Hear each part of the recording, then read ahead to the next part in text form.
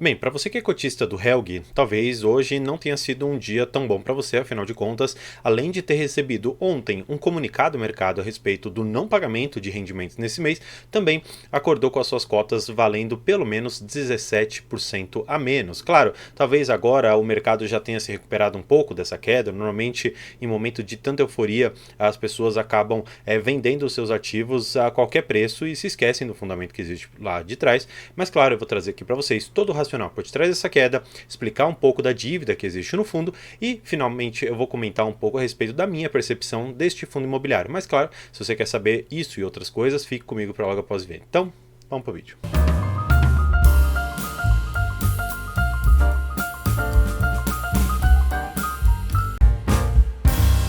Bem, como eu comentei no vídeo, o Helg é um fundo imobiliário de logística e ele estava sendo negociado mais ou menos ali na casa dos seus R$ 63 e hoje negocia aqui nos seus 54.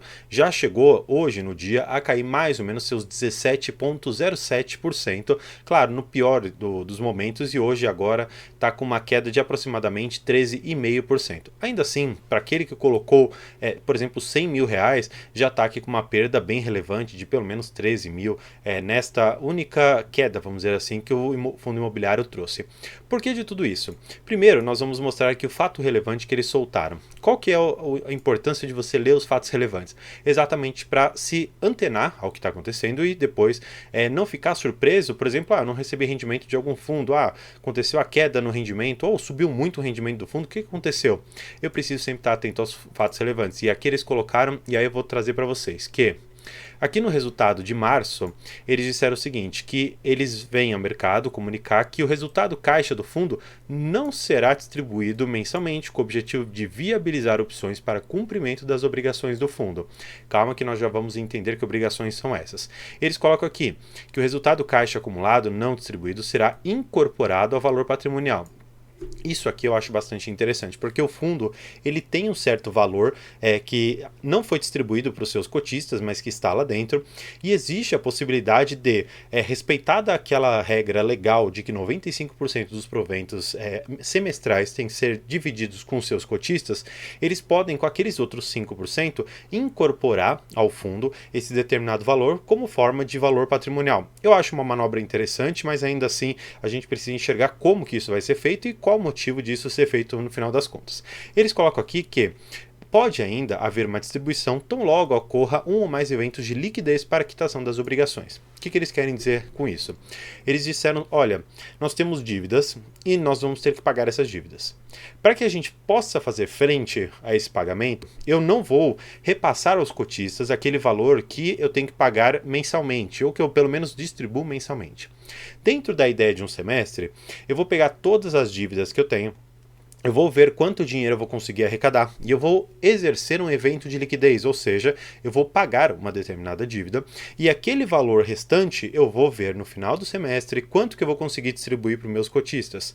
Talvez não seja essa a exata finalidade aqui que vem esse fato relevante. Eles não estão querendo dizer que não vão pagar por 6 meses, ou pelo menos até mais ou menos ali junho, julho desse ano. O que eles querem dizer? Olha, cotistas, nós temos dívidas, e vocês quando entraram no fundo sabiam que se tratava de um fundo que possuía dívidas altas. Se no final das contas, quando você decidiu fazer parte aqui do fundo imobiliário, você não compreendeu que essas dívidas você iria carregar, olha, aqui está um sinal para você.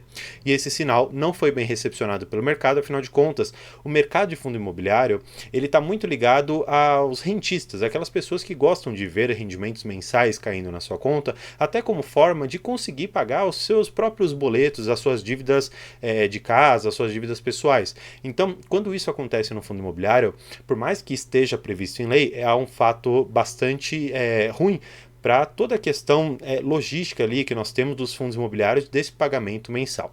Mas eu particularmente digo o seguinte, quando você entra no fundo imobiliário, é interessante você saber a alavancagem dele, a quantidade de dívidas, se ele tem um fluxo de caixa suficiente para, no médio e longo prazo, conseguir fazer o pagamento, se ele tem, dentro da capacidade da gestão, trabalhar tanto o atrelamento da dívida com o aluguel que ele vai receber e tem um indexador parecido. Melhor dizendo, o que eu quero explicar aqui para vocês. Se eu vou, por exemplo, ter um galpão logístico que eu vou alugar para a Magazine Luiza. Eu falo, ó, tá bom, você vai pagar X milhões e esses milhões eles vão ser atualizados anualmente pelo IPCA. IPCA mais 2, por exemplo. Aí você pega a dívida do fundo em relação ao pagamento daquele imóvel que está locado para a Magazine Luiza e ele tem uma dívida de tantos milhões com IPCA, com atualizado IPCA mais 2, por exemplo, IPCA mais 1,5. Então, nós temos aqui um casamento entre a dívida e aquele valor que eu recebo para fazer tanto a distribuição para os meus cotistas como o pagamento dessa dívida final. O que eu acho que o fundo ele fez, e particularmente eu acho que foi feito de forma correta, apesar dos seus cotistas não terem gostado. Eles usaram o mecanismo legal de distribuição semestral e eles vão reter o valor para que não haja um inadimplemento destes valores que eles têm dentro do fundo para pagar os galpões logísticos e os cotistas não venham a perder por execução da garantia, que no final das contas é o próprio imóvel, daquele bem que existe lá dentro. Então, olhando aqui, eu gosto bastante dos relatórios da REC e especialmente aqui do Helg, é bem fácil você achar quais os passivos do fundo, passivos, ou seja, obrigações que o fundo tem. E aqui ele coloca o seguinte, olha, nós temos aqui esse Camaçari, que ele tem basicamente aqui algumas parcelas dele e essa daqui é uma das maiores que nós vamos ter. Está aqui na casa dos seus 58 milhões de reais com vencimento para dezembro deste ano. Quando você olha também que aqui embaixo nós temos um outro CRI com 12 milhões aqui, com CDI mais 3% ao ano, é interessante você notar, primeiro, o tamanho do Camaçari para dentro do fundo. Tanto é que, se você for pegar o quanto que Camaçari ele é importante, você pode ver aqui, ó, a participação na ABL. ABL, Área Bruta Locável, então é uma sigla que você deve conhecer investindo em fundos imobiliários. E aqui está, REC Camaçari, representa quase 50% do fundo. Poxa, você que é investidor desse fundo imobiliário, você quer perder metade da sua receita? Com certeza não. Portanto, olhando para uma ideia de manutenção do próprio imóvel dentro do fundo, para que você continue recebendo seus rendimentos depois que essa fase um pouco mais conturbada passar, eu acho que foi sim uma forma bem inteligente da gestão gerir a dívida que eles possuem lá dentro. Claro, você deve olhar aqui também que eles têm um fluxo de evolução do patrimônio e vocês podem ver aqui que eles tinham alguma coisa na casa dos seus 25, 30 milhões e depois eles passaram a ter alguma coisa aqui na casa dos seus 70 milhões por conta desse Camaçari, que foi uma das aquisições que eles fizeram ali mais ou menos em janeiro de 2021. E você que, por exemplo, nesse tempo todo em que a dívida ainda não seria paga, porque existe algumas dívidas ali, uma certa carência para você começar a pagar os juros dela, você estava recebendo ali altos rendimentos, você estava conseguindo uma rentabilidade boa, mas essa rentabilidade em algum momento, por conta do pagamento, que é obrigatório, iria diminuir, ou talvez o fundo, por conta de uma situação mercadológica, não conseguiria, como não consegue fazer uma emissão tão boa que os seus cotistas vão efetivamente participar e não vão ter como fazer frente a essa dívida, e isso faz claro com que o mercado, olhando essa notícia de que não haverá um rendimento mensal, bata bastante na sua cota. E aí eu quero trazer vocês aqui para mostrar efetivamente como que os rendimentos eles foram durante esse tempo e você conseguiu, claro, obter bastante ganhos. Você foi recebendo ali 86 centavos, já chegou épocas que o pagamento ficou ali em 80 centavos, 75, então você estava recebendo um yield bem interessante. Já chegou ali a quase beirar o seu R$1 por cota, que é bastante coisa. Só que aí o que acontece? Chegou nesse mês, aquele cotista que não estava mais preparado e ciente dos riscos dentro desse fundo imobiliário, foi lá, comprou, imaginando que ia receber altos rendimentos, e aí se deparou com uma situação como essa. Por fim, só para que eu possa trazer o meu ponto de vista sobre tudo isso, já, claro, reforçando que eu acho que a gestão ela está com o regulamento tanto do fundo como o regulamento legal debaixo do braço, agindo conforme a lei, então não há nada errado. Isso é ruim para o mercado rentista, como eu comentei, porque gostam de receber um rendimento mensal, mas algo que muito me preocupa nos fundos imobiliários, que é o patrimônio. Patrimônio aqui de 162 milhões de reais.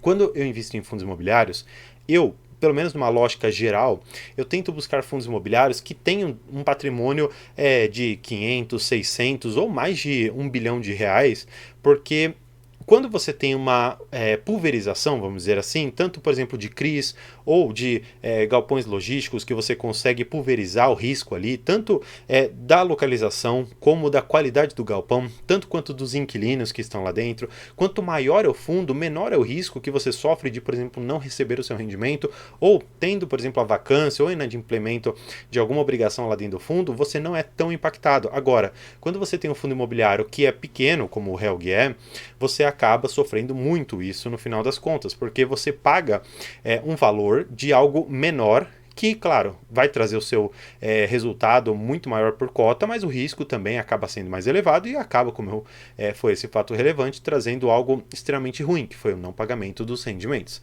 E aí, trazendo vocês aqui para mim, para que eu consiga encerrar isso daqui, eu quero dizer para que você que é investidor do Helg, olhe para os fundamentos do fundo imobiliário, não olhe para a cotação.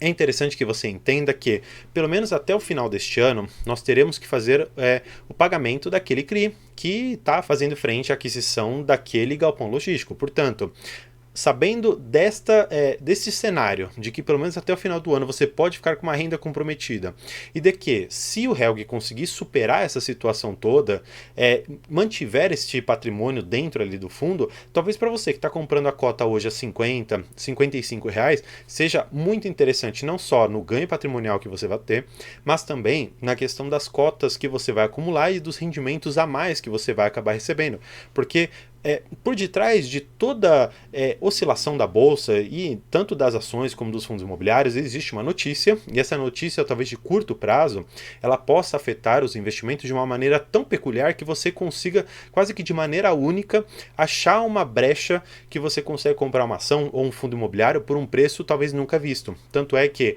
nos vídeos que eu faço sobre ações, eu mostro ali o PL da bolsa e eu insisto, existe uma possibilidade única hoje na Bolsa de Valores de estarmos comprando ações com altos lucros e com um preço lá embaixo que nós praticamente nunca vimos, e se foi visto, por exemplo, foi lá em 2008, uma oportunidade talvez que nem eu nem você estivéssemos na Bolsa de Valores.